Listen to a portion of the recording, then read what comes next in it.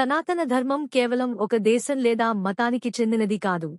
అది విశ్వంలోని అన్ని జీవులకు సంబంధించిన నిత్యధర్మం. ఇతర ధర్మాలకు ఆరంభం ఉన్నా, జీవులతో సహజంగా ఉన్న సనాతన ధర్మానికి ఆరంభం లేదు.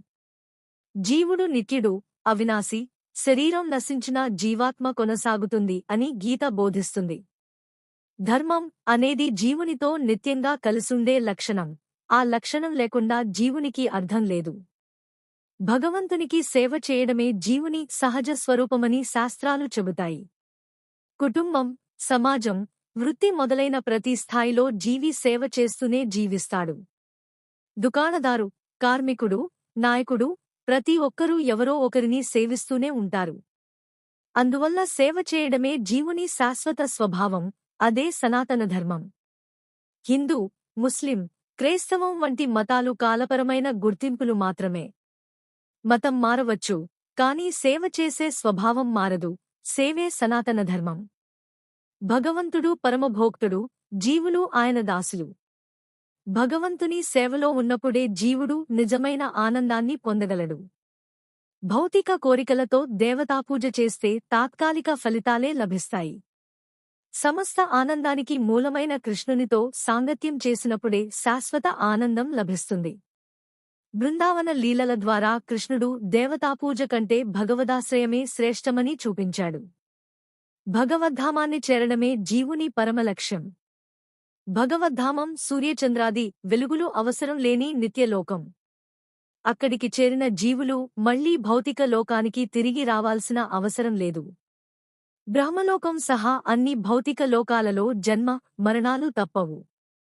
స్వర్గలోకాలు, చంద్రలోకం కూడా ఈ నియమాలకు లోబడి ఉంటాయి.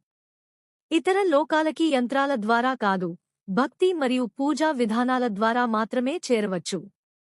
గీత భౌతిక లోకాల కంటే భగవద్ధామాన్నే పరమలక్ష్యంగా సూచిస్తుంది. కృష్ణలోకం లేదా ఆధ్యాత్మిక లోకంలో భౌతిక కష్టాలు ఉండవు. సనాతన ధర్మాన్ని అనుసరించి భగవంతుని సేవలో నిలిచిన జీవుడే ఆ శాశ్వత గమ్యాన్ని చేరగలడు. ఆదిదేవుడైన శ్రీకృష్ణ భగవానుని ధామము భగవద్గీత భౌతిక జగత్తును విడిచి ఆధ్యాత్మిక ధామాన్ని చేరి నిజమైన ఆనందాన్ని పొందే మార్గాన్ని ఉపదేశిస్తుంది.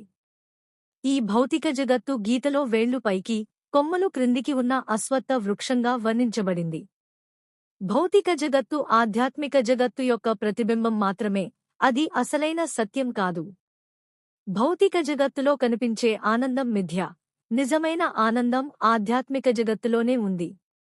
అహంకారము, మోహము విడిచిన నిర్మాణమోహుడు మాత్రమే నిత్యమైన భగవద్ధామాన్ని పొందగలడు. మనము దేహం కాదు అనే అనుభూతి కలగడమే ఆధ్యాత్మిక జీవనానికి తొలిమెట్టు. భగవత్సేవ ద్వారానే జీవుడు త్రిగుణాత్మక ప్రకృతి బంధనాల నుండి విముక్తి పొందగలడు. భౌతిక కోరికలు మరియు ఉపాధులే జీవుణ్ణి భగవద్ధామం నుండి దూరం చేస్తాయి.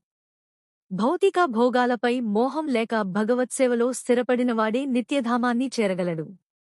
భగవద్ధామాన్ని పొందిన జీవుడు మళ్లీ భౌతిక జగత్తుకు తిరిగి రాడు. మరణ సమయంలో శ్రీకృష్ణుని స్మరించినవాడు నిశ్చయంగా కృష్ణభావాన్ని పొందుతాడు. ఈ జన్మలో భగవద్ధామాన్ని చేరే సిద్ధత చేసుకుంటే జీవుడు శాశ్వత సచ్చిదానంద దేహాన్ని పొందుతాడు.